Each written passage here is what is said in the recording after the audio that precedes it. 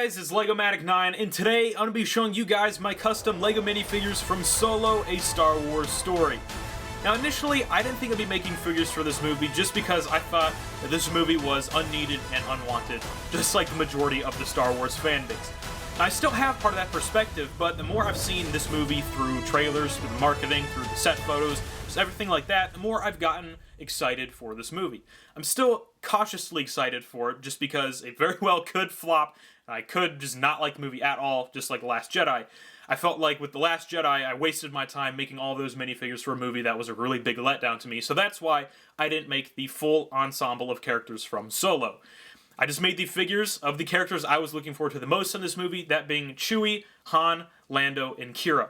Now, if I like the movie a lot, I might go back and make some more of the characters, such as Beckett, Val, Dryden Voss, Enfys Nest, some of the other characters, just whatever.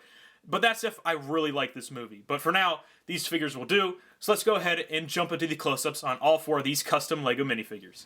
So we're going to start things off with Han Solo. Now, Han had a few outfits in this movie, I believe, but I decided to go with the brown jacket look because I feel like that's the one he's going to be wearing the most throughout the movie. So that's what I made him in here. The official LEGO figure for this outfit, I believe, comes in the Millennium Falcon, and that is it. I do have the Land Speeder set, and that came with his, like, Corellia look with the white jacket. But I want to go with this one because I felt like this one was more Han Solo, reminded me more of the character from the original trilogy. So that's what I went with here. He's armed with his DL-44 blaster, which is just a brick arms blaster with the muzzle painted in gunmetal, and then the grip is painted in a brown. Now, the rest of the figure has a lot of 3D elements on it, made out of fabric and E-tape.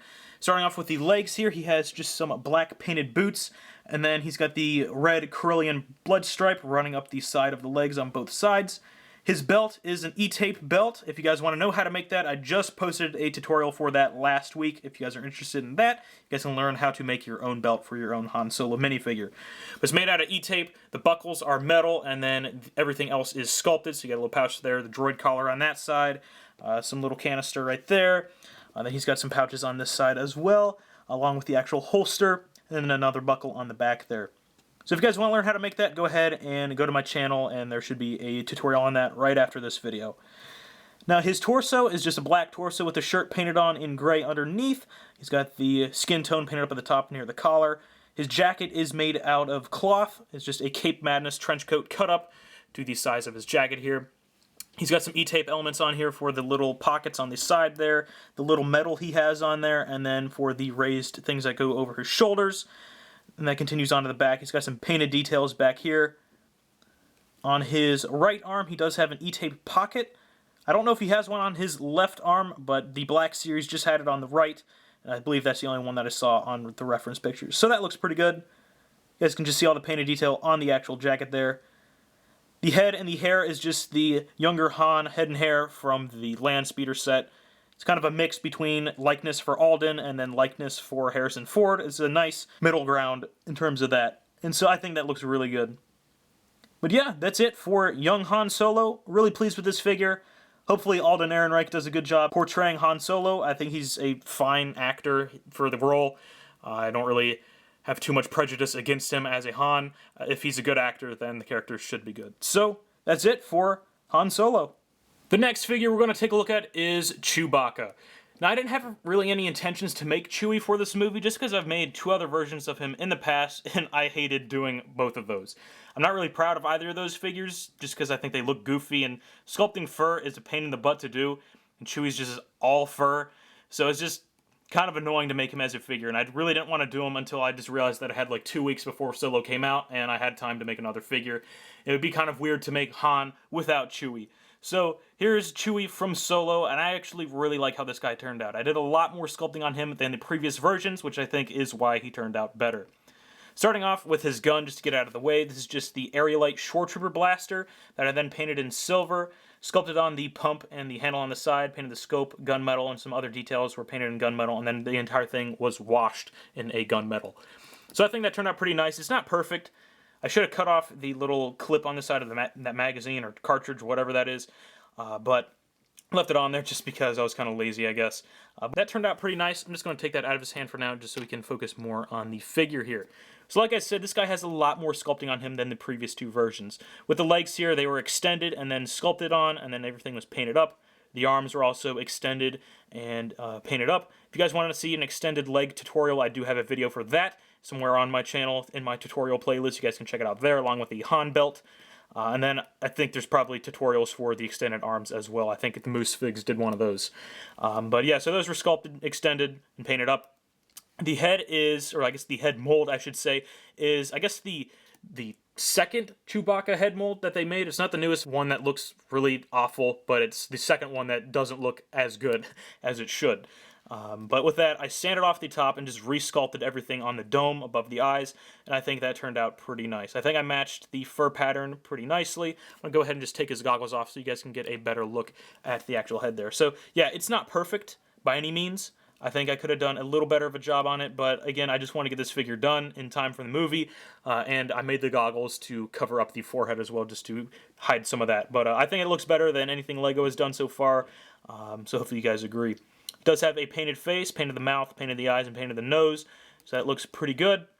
The bandolier is made out of E-tape and was painted up. I've got all of these cartridges were separately sculpted and glued on here, and then were painted up in silver, brown, and black. He's got a pouch up top on his shoulder made out of E-tape. Then the pouch down here was dry sculpted and painted up. If you guys can get a better look at that, it's kind of hard to see back there. Then he's got the pouch on his side there that was made out of E-tape. Now these goggles are made out of like a clear thing of, I guess it's plastic. I'm not really sure what it was. This really pliable plastic, and then the band is made out of cloth. And so this thing is pretty cool because you can have it just resting on his forehead like I just had it before. Or like in the beginning of the video, you can put it over his eyes like so. So he can have his goggles on. I actually prefer this look. I really like that. I really like the functionality of this figure, so hopefully you guys like that. I just thought it's something cool to do since he wears those goggles a lot in the marketing and stuff. So hopefully he doesn't wear them just for one scene and I felt like I wasted my time. But yeah. That's it for my new version of Chewbacca. Lando Calrissian was the figure I was looking forward to the most when making this entire bunch. He's the character I'm looking forward to the most seeing in Solo as well. I feel like Donald Glover was the perfect choice for Lando, just with the looks, the passion for Star Wars, and just his acting skills are very good. So really, really excited to seeing him in Solo. I hope he does the character justice. I imagine he will. He's already a suave and charming dude anyway, just like Billy D, so hopefully he does a good job. But on the figure here, he's armed with a modified Clone Army Customs blaster pistol. This thing is the SE-14C, I believe is the technical name. I didn't add on the extended barrel here just because I felt like the pistol was enough. And the pistol itself is already oversized, so I did modify it a little bit to make it a little shorter, but it still is very big for my taste. But what am I going to do? I wasn't going to make this thing from scratch. I was too lazy to do that. But yeah, this will work. I painted it up in silver as well. Now on the legs here, he's got some black shoes painted in gloss black down at his feet. He's got a cloth belt that's made out of some Cape Madness cloth. He's got some metal buckles on there as well, and that wraps around to the side. You can just hardly see it. There's a little holster there made out of cloth, but yeah, it's kind of hidden in the dark there. He's got a red belt painted onto his hips there. On his torso, it's just a plain yellow torso with the black collar piece that's flipped down, painted on there. He's got the black pocket there. He's got some dark yellow for the stitching and for the wrinkles on the torso. Kind of hard to see, but you guys can kind of see it there. On his arms, he's got some E-tape cuffs that were glued on and painted up in yellow.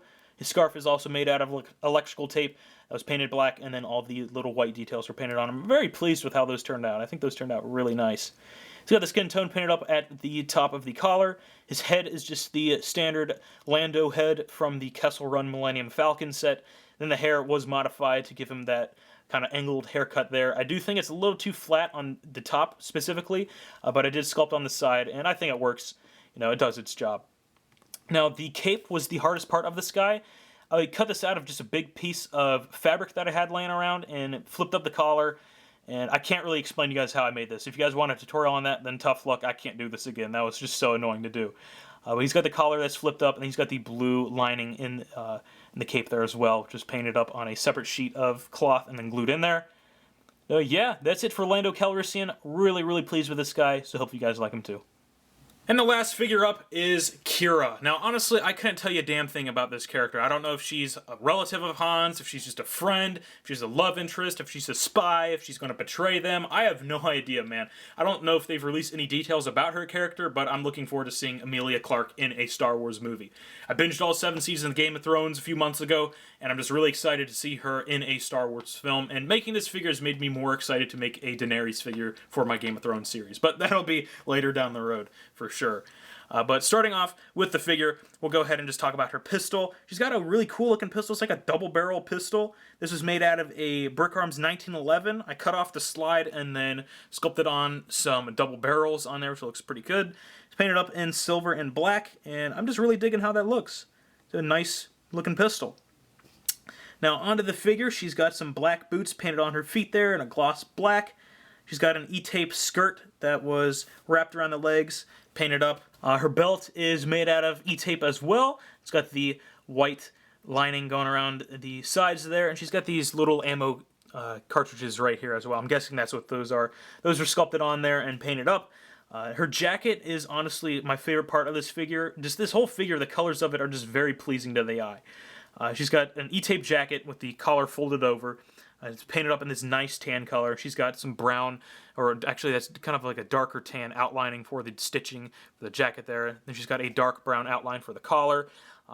It's got the black detail for that like fur lining. She's got some little metal thing down here as well, just painted on. It's got a little red dot on it. Her arms have a dark brown stitching on there, and then the darker tan stripes or whatever that is, that perforation or whatever. I'm not really sure what that is. She's got some tiny tactical glove tops on both hands. On the back of the figure, just not a lot of paint back here. I'm not really sure what her back looks like, so I just kind of guessed. But that looks pretty good. Her undershirt is a dark gray. She's got some outlining for her collar there, and she's got a necklace painted on for her skin tone, which looks pretty good. And then her head is just the standard Qi'ra head from the Landspeeder set. Didn't do anything to change that. But the hair is a special hairpiece. It's the ponytail with some bangs sculpted on there as well. I thought the original ponytail piece was going to work, but I decided to just resculpt the bangs to make them go kind of straight down rather than curl off to the side like the actual hairpiece did. But yeah, I'm really pleased with how she looks. Just the colors, like I said, are just very pleasing to the eye. Really, really like how she turned out as well. So there's Qi'ra. Really excited to see what she actually does in Solo. But yeah, that's going to be it for Qi'ra.